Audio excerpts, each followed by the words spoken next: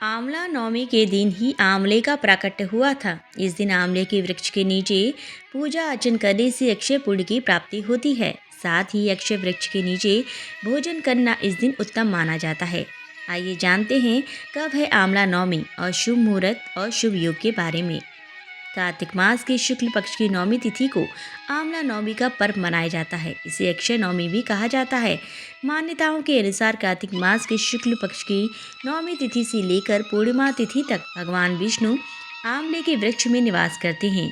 इसीलिए आंवला नवमी के दिन आंवला के वृक्ष की पूजा अर्चना की जाती है, जिससे आरोग्य, सुख, शांति और अखंड सौभाग्य की प्राप्ति होती है।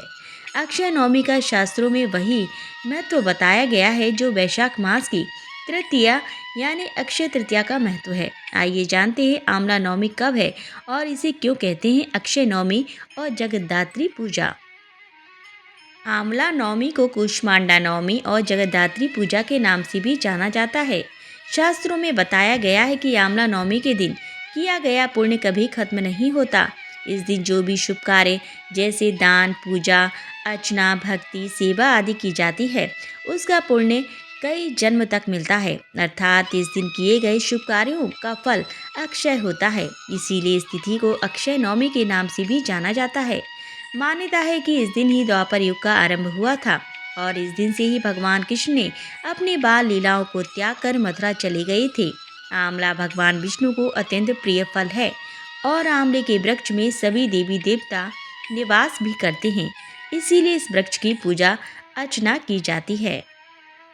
आंवला नवमी तिथि और शुभ मुहूर्त। नवमी तिथि का प्रारंभ 21 नवंबर सुबह 3:16 से है।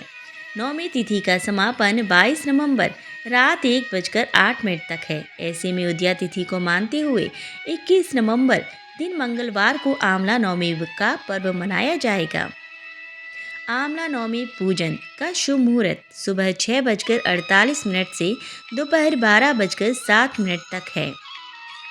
आंवला नवमी के शुभ योग। आंवला नवमी के दिन कई शुभ योग बन रहे हैं, जिससे इस दिन का महत्व भी काफ़ी बढ़ गया है।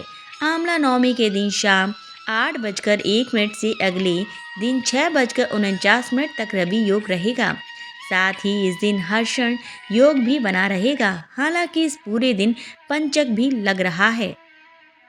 चलिए अब जान लेते हैं आंवला नवमी पूजन विधि। आंवला नवमी के दिन सुबह स्नान व ध्यान करके आंवले के वृक्ष की पूजा करनी चाहिए। आंवले के पेड़ पर दूध, जल, अक्षत, सिंदूर व चंदन अर्पित करें। उसके बाद आंवले के पेड़ पर मौली बांधकर भगवान विष्णु के मंत्र का जाप करना चाहिए। इसके बाद धूप दीप से आरती उतारें और 11 बार हाथ जोड़कर परिक्रमा करें। इस दिन कद्दू व सोने का दान देना बहुत शुभ माना जाता है। साथ ही गरीब व जरूरतमंद लोगों की मदद के लिए आगे आएं। ऐसी मान्यता है कि कार्तिक शुक्ल नवमी तिथि को आंवले के पेड़ से अमृत की बूंदें गिरती हैं और यदि इस पेड़ के नीचे व्यक्ति भोजन करता है तो भोजन में अमृत के अंश आ जाते हैं, जिसके प्रभाव से मनुष्य रोग मुक्त होकर दीर्घायु बनता है। चरक संहिता के अनुसार अक्षय नवमी को आंवला खाने से महर्षि च्यवन को फिर से जवानी यानी नव यौवन प्राप्त हुआ था। मान्यताओं के अनुसार इस दिन पूजा पाठ का फल अक्षय तृतीया के समान प्राप्त होता है। इस दिन आंवले के वृक्ष के पूजन का विशेष महत्व है। पूजन में कपूर या घी के दीपक से आंवले के वृक्ष की आरती करनी चाहिए तथा निम्न मंत्र बोलते हुए इस वृक्ष से सदैव सुख और खुशहाली की कामना करनी चाहिए। तो मंत्र इस प्रकार है। तानि सर्वाणि नश्यन्तु प्रदक्षिण पदे पदे। इसके बाद आंवले के वृक्ष के नीचे ब्राह्मणों व सच्चे साधकों को भोजन करा के फिर स्वयं भी करना चाहिए।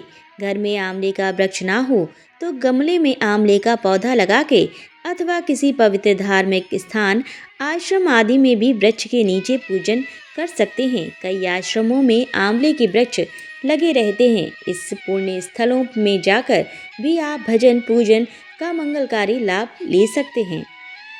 पद्म पुराण में बताया गया है कि कार्तिक मास के शुक्ल पक्ष में जो नवमी आती है उसे अक्षय नवमी कहते हैं। उस दिन आंवले के वृक्ष की जड़ के समीप देवताओं, ऋषियों तथा पितरों का विधि पूर्वक तर्पण करें और सूर्य देवता को अर्घ्य दें।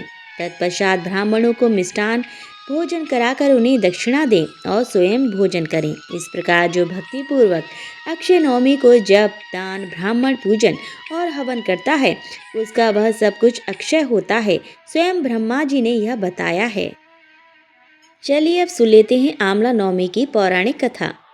एक कथा के अनुसार एक बार जगत गुरु आदि शंकराचार्य भिक्षा मांगने कुटिया के सामने रुके। वहां एक बूढ़ी औरत रहती थी जो अत्यंत गरीब और दयनीय स्थिति में थी। शंकराचार्य जी की आवाज़ सुनकर वह बूढ़ी औरत बाहर आई। उसके हाथ में एक सूखा आंवला था।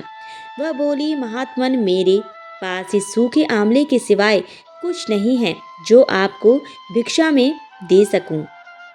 शंकराचार्य को उसकी स्थिति पर दया आ गई और उन्होंने उसी समय उसी की मदद करने का प्रण लिया। उन्होंने अपनी आंख बंद की और मंत्र रूपी 22 श्लोक बोले। ये 22 श्लोक कनकधारा स्तोत्र के श्लोक थे। माँ लक्ष्मी ने दिव्य दर्शन दिए। इससे प्रसन्न होकर माँ लक्ष्मी ने उन्हें दिव्य दर्शन दिए और कहा कि शंकराचार्य, इस औरत ने अपने पूर्व जन्म में कोई भी वस्तु दान नहीं की। यह अत्यंत कंजूस थी और मजबूरीवश कभी किसी को कुछ देना ही पड़ जाए तो यह बुरे मन से दान करती थी। इसीलिए जन्म में इसकी यह हालत हुई है। यह अपने कर्मों का फल भोग रही है, इसीलिए मैं इसकी कोई सहायता नहीं कर सकती। शंकराचार्य ने देवी लक्ष्मी की बात सुनकर कहा, हे महालक्ष्मी, इसने पूर्व जन्म में अवश्य दान धर्म नहीं किया है, लेकिन इस जन्म में इसने पूर्ण श्रद्धा से मुझे ये सूखा आंवला भेंट किया है। इसके घर में कुछ नहीं होते हुए भी इसने यह मुझे सौंप दिया है। इस समय इसके पास यही सबसे बड़ी पूंजी है। क्या इतना भेंट करना पर्याप्त नहीं है? शंकराचार्य की इस बात से देवी लक्ष्मी प्रसन्न हुई और उसी समय उन्होंने गरीब महिला की कुटिया में स्वर्ण के आंवलों की वर्षा कर दी।